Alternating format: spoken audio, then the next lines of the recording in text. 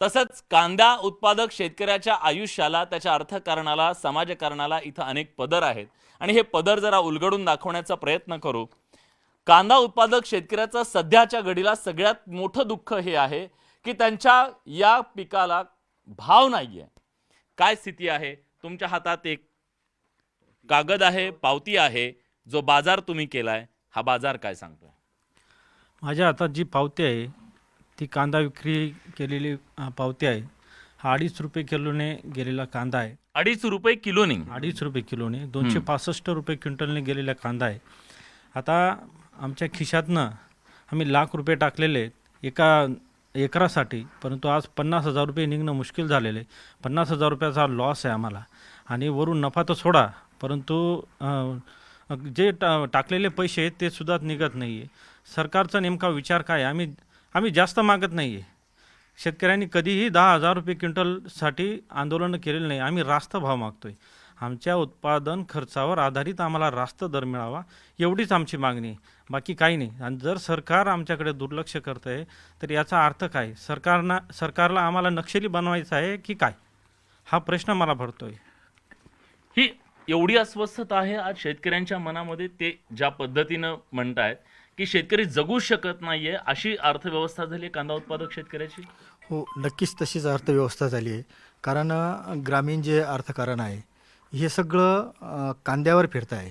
म्हणजे मेन जो आपला ह्या आमचा कळवण, सटाणा, मालेगाव, देवळा या तालुक्यांमध्ये मेन मुख्य उत्पादक म्हणजे कांदा आहे। आणि हाच कांदा वेळोवेळी शासनाच्या या राजकारणामुळे, शासनाच्या हस्तक्षेपामुळे आणि शेतकरी राजा ठरतोय तिथं। म्हणजे आम्ही एवढा कष्ट करतो, 45 डिग्री सेल्सिअसमध्ये सुद्धा आम्ही हा कांदा हार्वेस्टिंग केलेला आहे। आणि हा कांदा रब्बीचा आहे। ज्यावेळेस याला आम्ही पाणी देतो त्यावेळेस -डिग्री सेल्सिअसमध्ये आम्ही रात्री उभे राहून, कारण दिवसा शासनाची व्यवस्था अशी आहे, दिवसा आम्हाला लाईट भेटत नाही, मग रात्री आम्ही उभे राहतो। मग रात्री त्यावेळेस -डिग्री सेल्सिअस तापमान असतं, का ज्यावेळेस सगळं जग अगदी आरामशीर झोपलेलं असतं, त्यावेळेस आम्ही सगळं दुःख बाजूला सारून, अगदी बिबट्या असो किंवा मग इलेक्ट्रिक शॉक असो, साप विंचवासारखे असे खूप प्रकार, ते सगळं बाजूला सारून, कारण हा नाही पिकवला तर आम्ही जगू शकत नाही। आज माझा मुलगा M.Com झाला, त्याचे बाजूचे जे मित्र होते हे सगळे उद्योजक वगैरे यांचे मुलं होते, त्यांच्यासोबत तो पुण्याला गेला आणि तिथला तो खर्च बघितला। घरी येऊन मला म्हणतो की पप्पा MBA होण्यासाठी मला एका वर्षाला 5 लाख रुपये लागतील। अरे बाबा, आपल्यावर 4.5-5 लाख रुपये कर्ज आहे आणि आपण कसं ते स्वप्न पूर्ण करू शकणार? त्याच्यापेक्षा तू जवळपास कुठेतरी एखाद्या जवळच्या कॉलेजमध्ये ॲडमिशन घे। आपली परिस्थिती नाही, आपण नाही पोचू शकत तिथपर्यंत। का तर आम्ही फक्त जगालाच पोचत आलो आहे आत्तापर्यंत। जगाला आम्ही आयतं देतोय, फुकट देतोय आणि आम्हाला रास्त मिळत नाही, जे आम्ही रास्त मिळत नाही, घामाचा सुद्धा दाम मिळत नाहीये, ही व्यथा आहे। आणि शेतकऱ्याच्या पोरांना शिक्षण घेताना काय अडचणी येत आहेत, किती कॉम्प्रोमाइजेस करावे लागत आहेत, हे यांनी सांगितलं। या कांद्याच्या प्रश्नानं ग्रामीण भागातलं अर्थकारण बिघडून गेले। हां विलासजी, पहिले तुमचं मी प्रथम स्वागत करतो की तुम्ही आमच्या थेट बांधावर आलात। विलासजी, अहो काय सांगा तुम्हाला, ऐकून घ्या। नांगरणीपासून, निंदणीपासून, खुरपणीपासून आणि खाद्य, कृत्रिम खाद्य इतकं महाग झालं आहे की अक्षरशः घेणं होत नाही विलासजी। आणि शेतकरी जगावं का मरावं? शासनाचं इतकं धोरण अवघड आहे की कधी भाव पडतील तर कधी चढतील आणि ते कमी करायला तयार असतात। आणि मजुरीची टंचाई इतकी, मजुरी खूप महाग झाली आहे, मग शेती करावायची काय मरावायची? आणि म्हणताना सरकार हस्तक्षेप करतंय या सगळ्यामध्ये। सरकारच ना, सरकारच ना विलासजी। मग कोणी काय, आम्ही शेतकरी करतो काय? आम्हाला भाव कमी द्या म्हणून का काही करा? सरकारचं धोरण म्हणजे नेमकं शेतकऱ्यांविरोधात काय आहे? हा सवाल आहे। आपण साधा चहा प्यायला गेले 10 रुपयाला चहा मिळतो विलासजी, आणि तुम्ही हा कांदा घ्यायचा, तुम्हाला आता किती 5 रुपयामध्ये 10 रुपयामध्ये किती मिळतो? 1 किलोभर कांदा। हो, किती साधी गोष्ट आहे। मी मुद्दाम सांगतो, एक कब्बर चहा 10 रुपयाशिवाय आज कुठे येत नाही, पण किलोभर कांदा शेतकऱ्याचा 2.5 रुपये 3 रुपयाला जर घेतला जात असेल तर शेतकरी कसा जगेल? तुम्ही जे सांगितलं मी एकदा माझ्या प्रेक्षकांना महाराष्ट्रातल्या दाखवतो। हा शेतकरी हवालदिल का आहे त्याचं गणित इथं मांडलेलं आहे। हे बघा, हे गणित आहे शेतकऱ्याचं। 1 एकर कांदा रोप तयार करण्यासाठी येणारा खर्च 4,000 रुपये, बियाणं 8,000 रुपये, रोप निंदणी मजुरी 3,500, बुरशीनाशक कीटकनाशक फवारणी 4,500, कांदा लागवड 14,000, पाणी भरणं 6,000, कीटकनाशक बुरशीनाशक 6,200, कांदा निंदणी 5,500, शेत तयार करणं 6,000 रुपये, शेणखत 24,000 रुपये, रासायनिक खतं 5,500, वाफे बांधणं 1,500 रुपये, कांदा काढणी 12,500, वाहतूक चाळ भरणं 6,500. एका एकरासाठी लागणारा कमीत कमी खर्च 1,07,700 रुपये आहे. कमीत कमी 1,07,700 रुपयेचा जेव्हा तुम्ही खर्च करता, तुमच्या पदरात किती पडतंय? आमच्या पदरात काहीच पडत नाही साहेब. जे काय होतं सर्व काही दिलेलं जातं.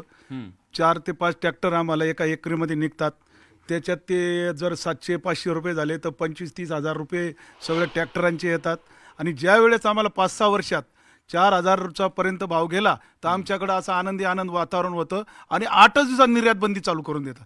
आणि मग आमचं सगळं तो आनंद दुःखामध्ये रूपांतर होऊन जातं आणि कधीच आम्हाला लाभ भेटत नाही. आणि मग आम्ही शेतकरी दरवेळेस आमचे वयस्कर बाबा विचारतात की या वर्षी तरी मुलीचं लग्न करू, या वर्षी तरी करू. असं 5 वर्षापासून चालू आहे साहेब. शेतकरी रडत आहे साहेब. विदर्भामध्ये मराठवाड्यामध्ये आत्महत्या व्हायच्यात. आज आमच्या बागलांसारख्या शेतामध्ये या तालुक्यामध्ये दर महिन्याला आत्महत्या उरलेच आहेत. पण कोणाला पाजर फुटत नाही साहेब. अतिशय वाईट परिस्थिती या बागलांची. सगळे शेतकरी मरू राहिले. कुटुंब किती राजकर्ते काय आवाज उठवतील ते. त्यांच्या मुरुमचं ट्रॅक्टर पकडलं, गाडी पकडली तर IPS ला फोन करतात ते. पण शेतीमालाचे भाव वाढवा म्हणून कृषी मंत्र्याला फोन करत तिथे उपमुख्यमंत्री. किती बाईंचे आमचे कपाळ पांढरे झालेले साहेब इथं बागलांसारख्या शेतामध्ये तालुक्यामध्ये. सदन तालुका आता आमचा. मुलगा लग्नाला आला का पहिले शेतकरीला द्यायचे. आता शेतकऱ्यांच्या मुलांचं लग्न होती साहेब. इतकी वाईट परिस्थिती आमची. मुली डोक्या एवढ्या झाल्या साहेब आमच्या या बागलांमध्ये. भयानक परिस्थिती. मग निवडणुकीच्या काळामध्ये तुमच्याकडे मतं मागायला येणारे आज गेले कुठे हा पण सवाल आहे ना. आज गेले कुठे? आज जेव्हा शेतकऱ्याला 2 रुपये मिळायची वेळ येते तेव्हा मात्र त्या शेतकऱ्याच्या पैसे म्हणजे आपलं सरकार जाईल, रोष येईल, मध्यमवर्गीय नाराज होतील म्हणून तातडीनं हस्तक्षेप करणारे आज हस्तक्षेप का करत नाहीयेत? कधीच करत नाही ते. गेल्या 5 वर्षापासून कधीच करत नाही. शेतकरी मारणं एवढंच त्यांचं धोरण असतं. कधीच भाव वाढवा असं कधी त्यांच्या मनात येत नाही. सोयाबीनला भाव भेटायचा नाही, कापसाला म्हणून आत्महत्या व्हायच्या.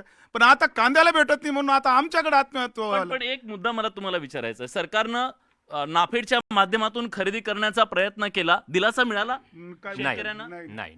उलट स्टॉक करून ठेवला, भरमसाठ स्टॉक करून ठेवला. आणि तोच कांदा आता ते बाहेर काढतील आणि दिल्ली कलकत्ता तिकडे 24 रुपये किलोने विकतील ते. होय, अतिशय वाईट परिस्थिती. नाफेडनी तर आम्हाला मारलं.